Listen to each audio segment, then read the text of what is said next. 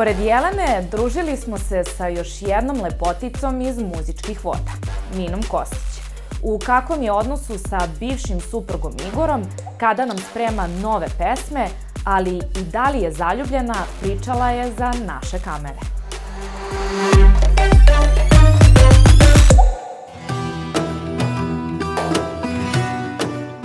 Nakon velikog uspeha koji je postigla ove godine sa pesmom Čovek moj, kao i spotom za istu, pevačica Mina Kostić je ponovo stala pred naše kamere i ekskluzivno za Detoksik otkrila šta to novo sprema svojoj publici. Pa imam duet sa ovim Twinsom koji će se zvati Mona Lisa. Kad snimimo taj spot, onda ćemo vidjeti nešto, ili će album ili će jednu pesmu. Uglavnom, bit će nešto novo. Odmah na početku smo je pitali da li je istina da ne bi voljela da njena mezimica Anastasija krene njenim stopama. Pa nešto ne vidim baš da ima neki talent, ali možda će i doći vremenom. Nije da nema uopšte, ali koja nema.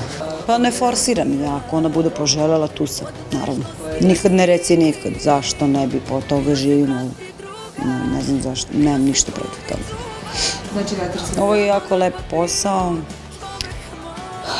Prvo živite od toga, drugo obiđite ceo svet, uvek ste dotarani, poznati, tako da, pa da, vole vas ljudi, tako da ne vidim ništa ružno u tome.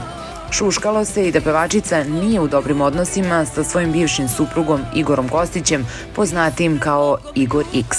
Pa naš odnos je super, tako da nemam šta da dodam po pitanju toga. To što pričaju drugi ne zanima.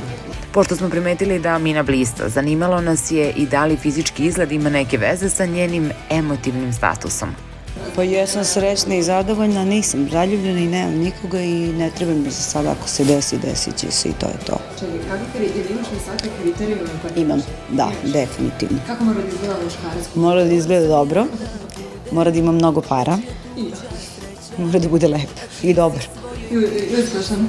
Naravno, podrazum. Pa, dosta je ovih nesrećnih slučajeva. Umorna sam.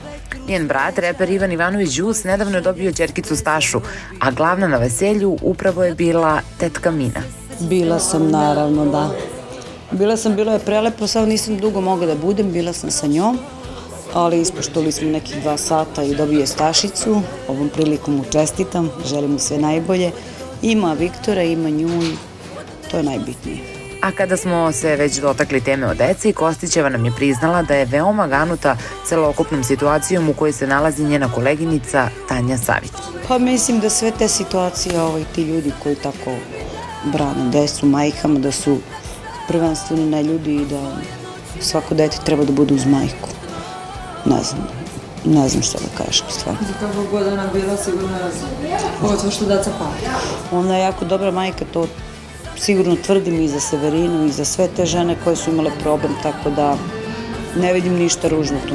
Za kraj, Kostićeva imala posebnu poruku za naše gledaoce. Pa poslušajmo. Samo želim svima strpljenje, mir, da budu ljudi i da veruju u Boga. To od srca želim.